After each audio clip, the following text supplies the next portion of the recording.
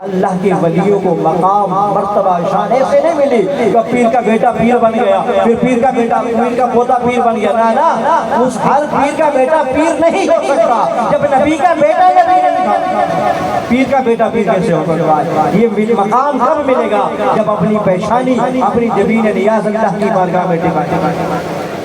جب اپنی جبین نیاز اللہ کی بارگاہ میں ٹکائیں گے، راتیں کاٹیں گے سجدوں کی حالت میں، قیام کی حالت میں، رکوع کی حالت میں۔ اللہ رب العزت نے قرآن میں ارشاد یبیتون سجود کی حالت میں مرید جاتا ہے، پیر صاحب بیٹھے مرشد بیٹھے، مرید تو خالی اتنا دیکھتا ہے کہ میرے پیر نے نگاہ جھکائی ہوئی ہے، لیکن اللہ نے اس کو مقام کتنا دیا، جب نگاہ اٹھاتے ہیں تو اللہ پہ جائے، نگاہ جھکائے تو اللہ تک جائے، لیکن اس مقام پہ جانے کے لیے سجدے کرنے پڑیں گے، اس مقام کو پانے کے لیے قیام اور رکوع اور سجود کرنے پڑیں گے، اللہ کو منانا پڑے گا۔ اور اللہ کے ولی جن کا اٹھنا بھی اس کی مرضی کے مطابق، کبھی قیام کی حالت میں رات گزر گئی، کبھی رکوع کی حالت میں رات گزر گئی، کبھی سجود کی حالت میں رات گزر گئی، یہ مقام ایسا ہوتا ہے۔ تہجد ان کی نہیں چھوٹتی، اوابین ان کی نہیں چھوٹتی، اشراق ان کی نہیں چھوٹتی، چاش ان کی نہیں چھوٹتی، اور ہم مرید ہیں، مرشد کا نعرہ لگاتے ہیں، فرض سے بھی دور ہے۔ کون سا ایسا مرشد دکھا دو جس نے کہا اپنے مرید کو یہ نماز نہیں پڑھتا، جو خالص مرشد ہوگا ہوگا میرا بیٹا نماز کبھی نہیں چھوڑتا، یہ نماز کے اندر سب کچھ ملتا ہے، مقام ولایت کبھی ملتے ہیں جب جبین نیاز ٹھکاتے ہیں، ٹھکاتے ہیں۔ ہم کہتے ہیں ہم فلاں پیر صاحب کے مرید ہیں، ہم فلاں پیر صاحب کے ساتھ لیکن پیر کے نقش قدم پہ ہم کتنے چل رہے ہیں، اور پیر تو یہی راستہ بتاتا ہے کہ یہ راستہ سیدھا ہے اور یہ غلط ہے، پیر تو یہ راستہ بتاتا ہے لیکن ہم اس راستے کو اپناتے نہیں ہیں، ہم صرف ہاتھ چومنے کی حد تک رہ گئے ہیں، ہم صرف نذرانہ نیاز دینے کی حد تک رہ گئے، نہیں بلکہ پیر کی ہر عطا سامنے ہو کہ میرا پیر نماز کیسے پڑھتا ہے اور میں کیسے پڑھتا ہوں، میرا پیر قرآن کیسا پڑھتا ہے میں کیسے پڑھتا ہوں، میرا پیر رکوع سجود کیسے کرتا ہے، سخاوت کیسے کرتے ہیں، ہم کیسے سخاوت کرتے ہیں۔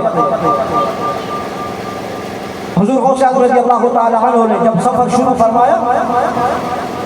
کیونکہ ایسی جگہ پہ آ کے آپ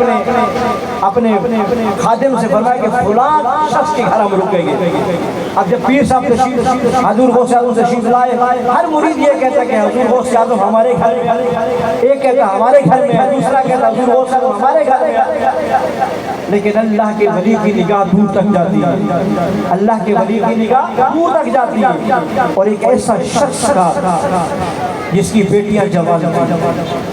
شادی کا وقت قریب آیا لیکن اپنے پاس کچھ مال نہیں تھا کہ بیٹیوں کی رخصتی کر لے، بس اسی پریشانی میں جب پیر صاحب اس علاقے میں پہنچے تو حکم فرمایا کہ فلاں کے گھر جائیں گے، اب وہ غریب ہے، اس کے پاس کھانے پکانے کے لیے بھی کچھ نہیں،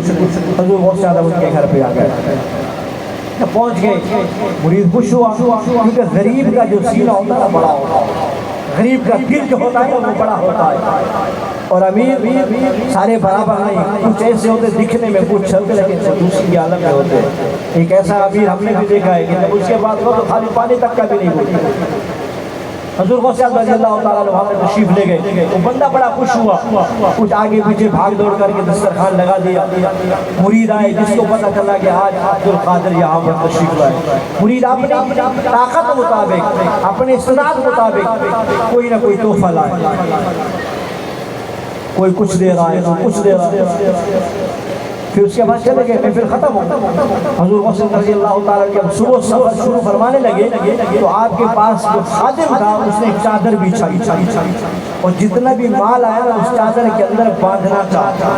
جیسے چادر کے اندر رکھا باندھنے لگے، حضور غوث اعظم نے فرمایا کیا کر رہے ہو؟ عرض کی حضرت مریدین آئے تھے تحفے تحائف دیے میں یہ اکٹھے کر رہا ہوں۔